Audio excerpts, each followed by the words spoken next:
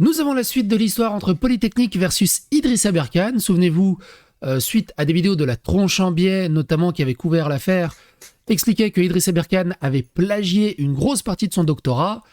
Polytechnique a saisi une commission d'enquête et donne son verdict. Le plagiat est avéré.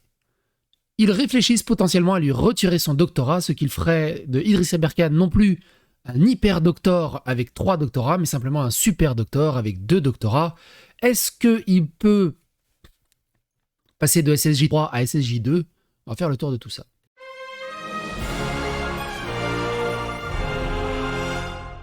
Attention, please. Alors, si vous n'avez pas suivi cette affaire, je vous invite à aller dans la playlist qui est dédiée à Idrissa Berkane. Et on a beaucoup parlé de l'arc narratif qui a opposé Idrissa Berkane avec la tronche en biais notamment, pour avoir le résumé de toute cette affaire. Quoi qu'il en soit, on peut lire « Thèse d'Idrissa Berkane à Polytechnique, le plagiat est avéré, nous proposons de lui retirer son doctorat ».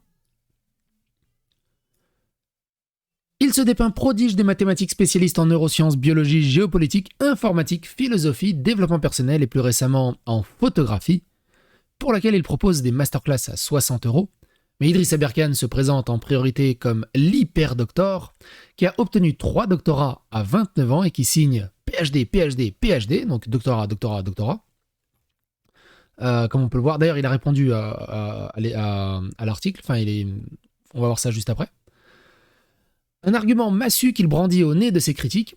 En réalité, son premier doctorat en diplomatie et noopolitique, un terme qu'il a inventé, a été délivré par le Centre d'études diplomatiques et stratégiques de Paris en 2013, dont les diplômes ne sont pas reconnus par l'État français.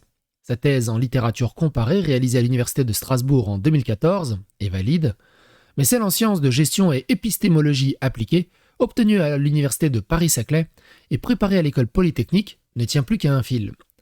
Cette dernière a été obtenue en 2016. Dès sa validation, Idrissa Berkane a demandé qu'un embargo de 5 ans soit appliqué afin de protéger des lignes de code présentes dans le document.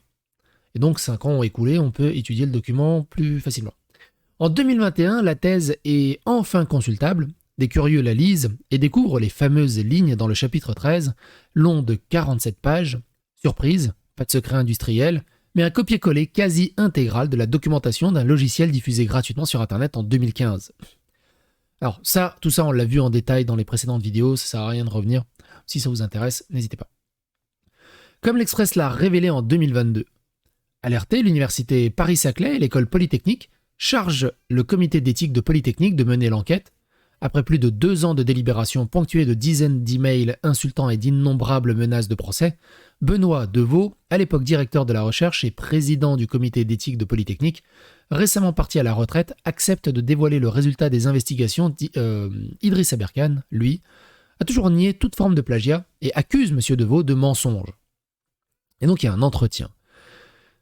L'Express qui demande quel est le verdict de l'enquête pour soupçon de plagiat de la thèse d'Idrissa Berkane et Benoît Deveau dit « Nous avons rendu notre verdict à l'unanimité le 2 septembre 2022.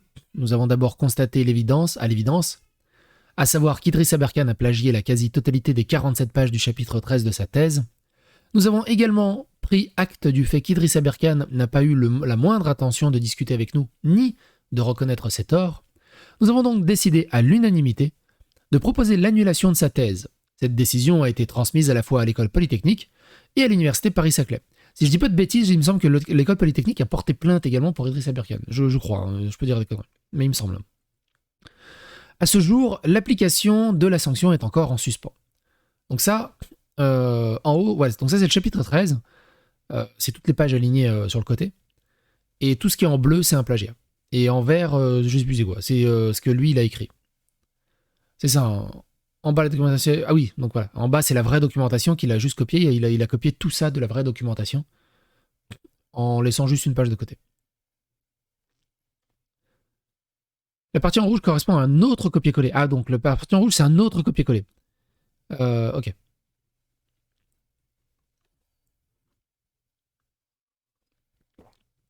Avant de revenir sur ce dernier point, pouvez-vous nous expliquer le processus qui a mené à votre décision ? Nous sommes contactés en mars 2021 par un lanceur d'alerte qui suspecte un plagiat dans le chapitre 13. Je réunis immédiatement la commission d'éthique et nous épluchons la thèse. Nous constatons le plagiat, évident, mais nous nous posons des questions. Pierre-Jean Bégonzi, docteur en sciences des organisations, que j'avais nommé à la commission d'éthique des années avant toute cette affaire et qui a été le directeur de thèse d'Idriss Aberkane, ne comprend pas que cet ancien élève, avec qui il entretenait d'excellentes relations, ait pu se livrer à un plagiat aussi grossier, voire qu'il est tenté de le couvrir grâce à un embargo. Je savais pas d'ailleurs qu'on pouvait mettre des embargos sur les thèses, c'est assez intéressant. Le 20 juin 2021 à midi, j'envoie donc un premier email autoritaire mais cordial à Idriss Aberkane, voire ci-dessous. À ce moment, nous pensions possible qu'il reconnaisse ses erreurs et se confonde en excuses, mais comme tout étudiant de bonne foi l'aurait fait, et nous nous préparions à trouver une solution à l'amiable. Donc, la lettre qu'a reçue Idriss Aberkane est la suivante. Cher monsieur, je suis le directeur de la recherche de X, donc c'est le Polytechnique, ou Paris-Saclay, je crois que j'ai un doute, et à ce titre, président de la commission d'éthique. Notre référent intégrité, Michel Rousseau, a reçu un message nous indiquant qu'il existait des suspicions de plagiat concernant votre thèse préparée à l'école Polytechnique, qui n'est maintenant plus sous embargo, et en particulier en ce qui concerne le chapitre 13. La commission s'est réunie ce matin et a pu constater effectivement le fait que le chapitre 13 était à peu près dans sa totalité un emprunt sur un document en accès libre sur Internet. Nous souhaiterions avoir des réponses de votre part sur les points suivants. Quelles sont vos contributions éventuelles au texte qui est copié dans votre thèse? Quelle raison vous a amené à insérer dans votre thèse un document facilement accessible sur Internet? Quelle en est pour le lecteur la valeur ajoutée? Pour quelle raison le chapitre en question est-il sous embargo, puisque la quasi-totalité du dit chapitre est en accès libre par ailleurs? Je vous remercie par avance de l'attention que vous porterez à mon message, et la commission attend vos réponses avec mes salutations les meilleures. Ah, c'est ça qu'il appelle vindicatif ça va? C'est ça qu'il appelle un email autoritaire? Ça va, j'ai connu plus autoritaire. Donc Benoît Deveau, directeur adjoint de l'enseignement de la recherche d'AER, mail envoyé à Idriss Aberkane par Benoît Deveau, directeur de la recherche de l'école Polytechnique de 2017 à 2023, et ex-directeur de la commission chargée des enquêtes de soupçons de plagiat. Retirer la thèse n'était donc pas la première solution envisagée. Les universités ne sont pas des organes de punition de doctorants. S'il avait fait amende honorable, s'il s'était excusé et avait accepté de modifier sa thèse, d'inscrire un erratum mentionnant le plagiat et de placer le chapitre 13 en annexe, la commission se serait sans doute montrée clémente.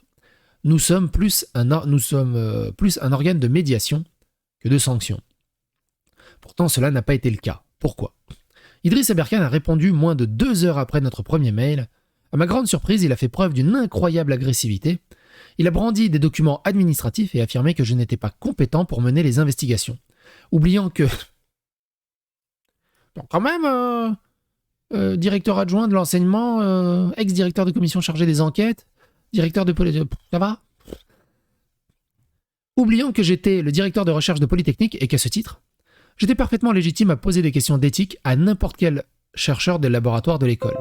Il estimait encore que nos questions étaient des élucubrations approximatives, le tout en mettant son avocat en copie et en nous menaçant de poursuites judiciaires et en concluant « Messieurs, vous avez un devoir en retard à me rendre ». C'est Idriss Aberkane qui est le directeur de Polytechnique, qui envoie un mail à l'ex-directeur de Polytechnique.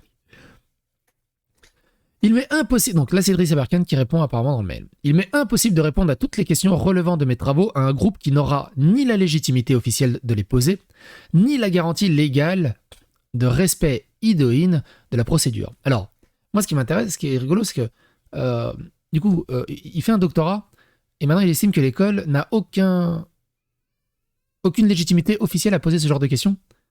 Mais à ce moment-là, pourquoi il a fait ce doctorat dans cette école et qu'il a jugé légitime pour proposer son doctorat dans cette école?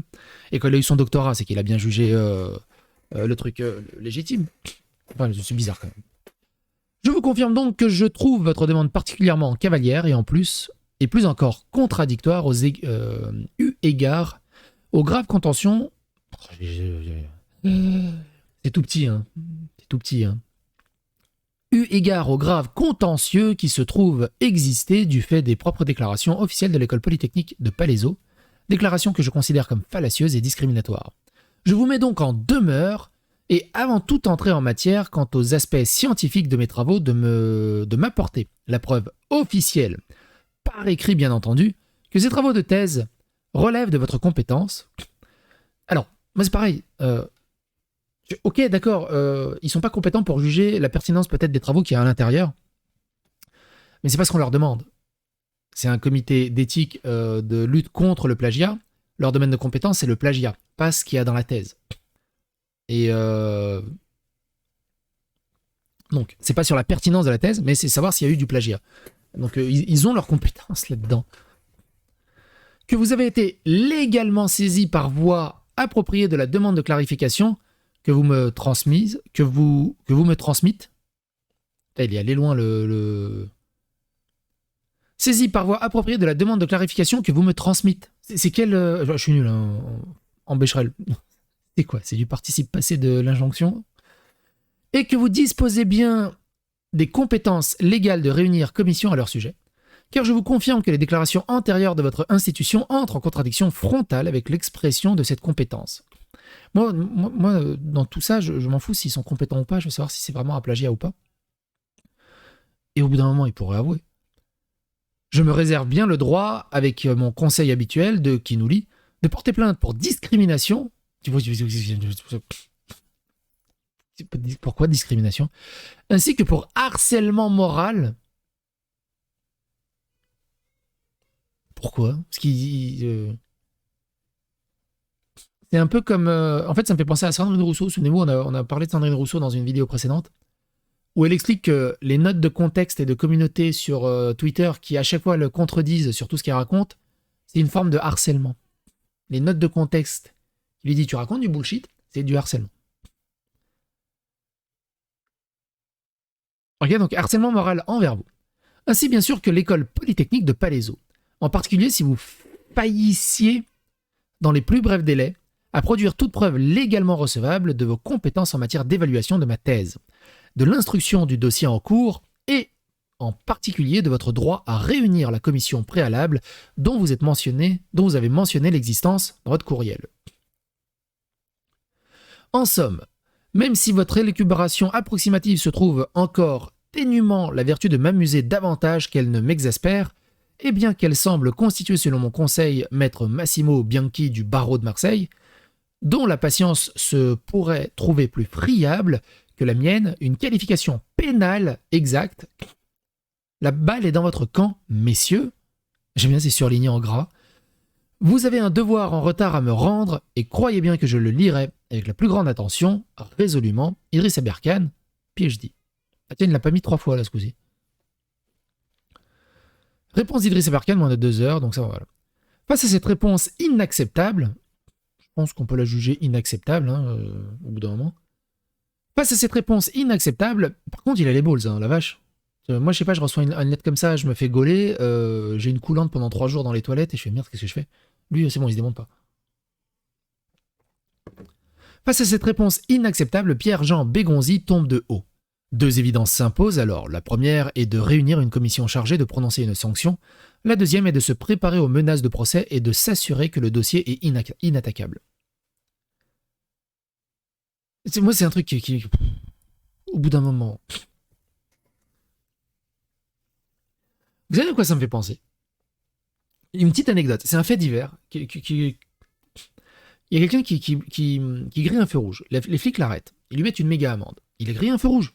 Il a grillé un feu rouge, mise en danger d'autrui, blablabla.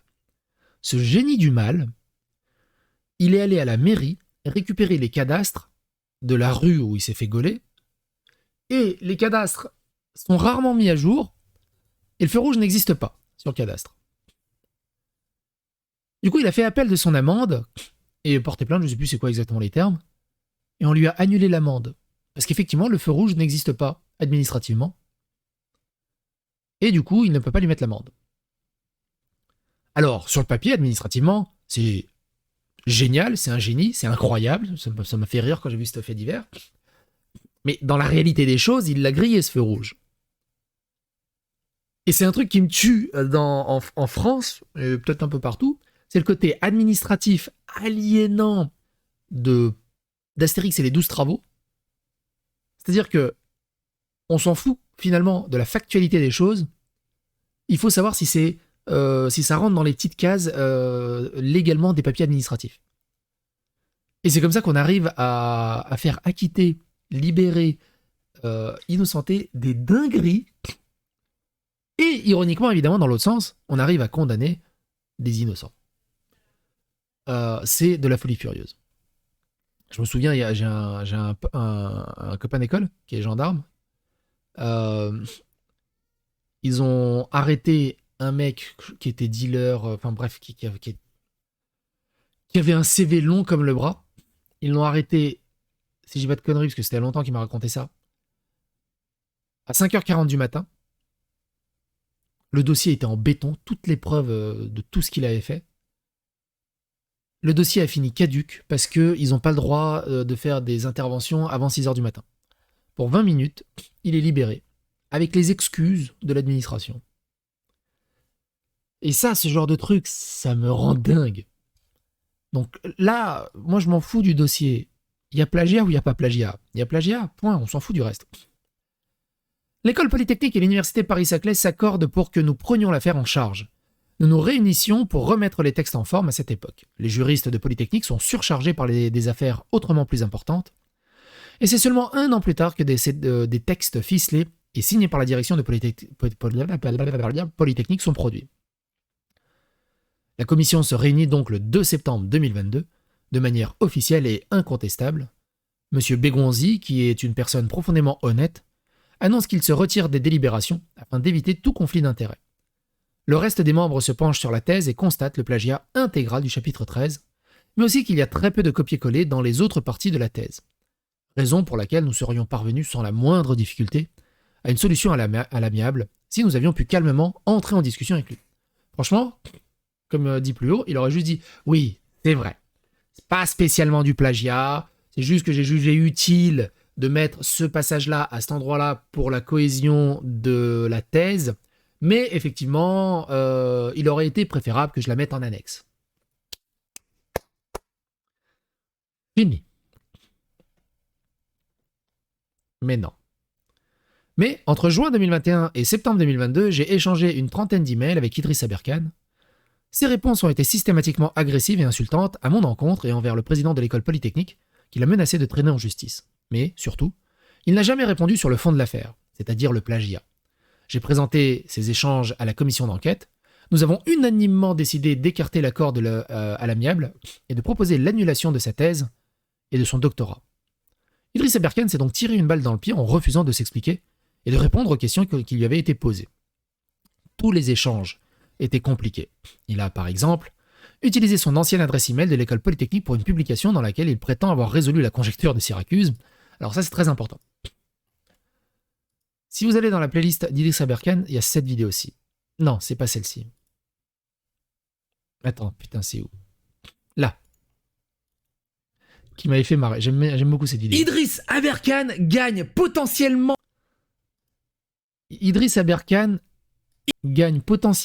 800 000 euros sur sa résolution de Syracuse. Pourquoi?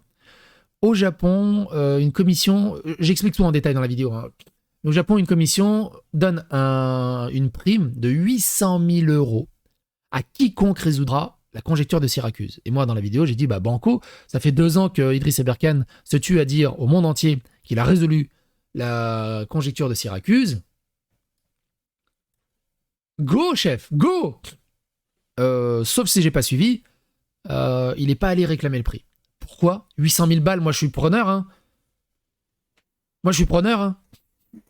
Surtout que ça aurait été la preuve incroyable devant tout le monde qu'il aurait résolu vraiment la conjecture de Syracuse. C'est bizarre quand même. Un problème mathématique sur lequel les plus grands cerveaux de la planète butent. Ces travaux ne démontrent pas qu'il l'a résolu. Il l'avait contacté afin de lui rappeler qu'il n'avait pas le droit d'utiliser une adresse d'une institution dont il n'était plus membre depuis des années. Alors ça c'est un autre problème, c'est pourquoi votre service informatique n'a pas désactivé d'ailleurs cette adresse, c'est son boulot, après plusieurs années, mine de rien. Sans compter que les chercheurs voulant le contacter ne seraient pas en mesure de le faire, ce qui montre l'importance qu'il accorde au fait qu'on puisse débattre avec lui. Sa réponse par email indiquait « Votre intérêt pour cette ligne de mon article ne saurait m'étonner. Il s'agit bien que de la seule ligne de cette publication que vous soyez en mesure de comprendre. » Le plagiat a donc été officiellement constaté et la décision de lui retirer sa thèse a été prise. Pourquoi la sanction n'a-t-elle pas été appliquée? Il faut rappeler qu'Idriss Aberkane soutient sa thèse le 3 février 2016, un mois seulement après la fusion entre l'école doctorale de l'école Polytechnique et celle de l'université de Paris-Saclay. Il a donc préparé sa thèse à Polytechnique, mais l'a obtenue à Paris-Saclay. À Polytechnique, toute la direction, le président, le général et le provost, étaient prêtes à appliquer la sanction, mais dans le cas d'un manquement à l'intégrité scientifique. Une procédure doit être suivie et un organe précis doit appliquer la sanction. Or, quand Idriss Aberkane soutient sa thèse, l'école Polytechnique possède des textes pour prononcer des sanctions contre les employés, les professeurs, les élèves en master, mais pas ceux en doctorat.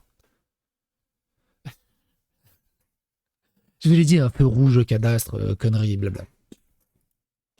Cet organe a été depuis mis en place, mais de telles décisions ne sont pas rétroactives. Polytechnique n'ayant pas la capacité de rendre le jugement, elle a renvoyé le dossier à l'université de Paris-Saclay, qui possédait un tel organisme, en février 2016, mais la direction de Paris-Saclay n'a pas encore statué. Pour quelle raison? Les juristes de Paris-Saclay estiment que c'est à Polytechnique d'appliquer la sanction, parce qu'Idriss Aberkane n'a rejoint l'université qu'un mois seulement avant sa soutenance. Or, Polytechnique n'a pas les moyens juridiques d'appliquer la sanction. Depuis, chacun reste sur ses positions et rien ne se passe. C'est sympa, hein, leur joint venture, hein, ça marche super bien. Hein.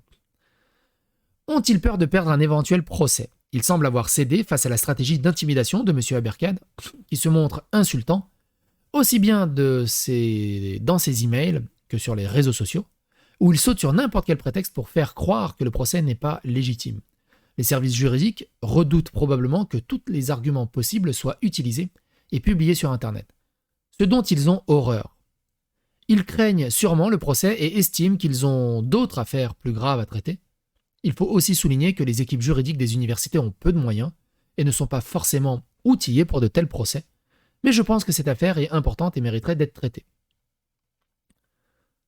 En mai dernier, Idriss Aberkane affirmait que vous aviez été discrètement dégagé de la direction de la recherche de Polytechnique.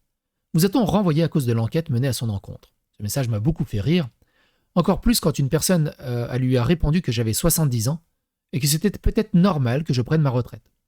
En effet, j'ai pris ma retraite à la fin de mon mandat, prévu pour 6 ans. Toujours au mois de mai, il affirmait avoir porté plainte pour faux en écriture publique, un crime passible de la cour d'assises, et pour escroquerie en bande organisée. Il vous accusait d'avoir menti brutalement en inventant une fausse histoire de plagiat, le tout en n'excluant pas la possibilité que vous soyez essentiellement faible d'esprit ou manipulé. Qu'en pensez-vous?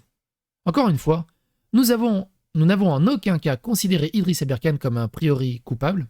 Ce sont des réponses qui nous ont montré très clairement qu'il y avait de sa part une volonté de tromper le lecteur, et c'est bien ce que la commission d'éthique a décidé de sanctionner. Pour ce qui est du reste, je ne pense pas que de tels propos méritent la moindre réponse. Et de l'autre côté, Idriss Aberkane a répondu en disant « L'école Polytechnique n'a toujours pas digéré que je porte plainte contre elle pour des crimes passibles de la cour d'assises. » Peut-être aller jusqu'à crime, beaucoup crime. Un crimier, du coup? J'aurais pu dire un meurtrier. Un meurtre. J'aurais pu dire un meurtre. Mais un crime. Passible de la cour d'assises. Qui c'est qui est mort là-dedans? Bon, bref. Je rappelle donc ce trade qui n'a pas pris une ride et me réjouis d'avance de la folie désespérée que viennent de manifester les suspects dans une certaine presse déjà condamnée par ailleurs pour diffamation. Et donc il reprend un truc qu'on avait déjà lu à l'époque, qui date du 1er mai. Dans l'affaire des mensonges publics et aggravés de l'école Polytechnique, j'ai décidé de porter plainte notamment en faux et en écriture publique, un crime passible de la cour d'assises. L'inénarrable Benoît Deveau est bien sûr abondamment cité, mais n'étant pas quelqu'un de particulièrement brillant, il est possible qu'il se soit fait manipuler, et c'est bien sûr l'enquête qui devra le déterminer.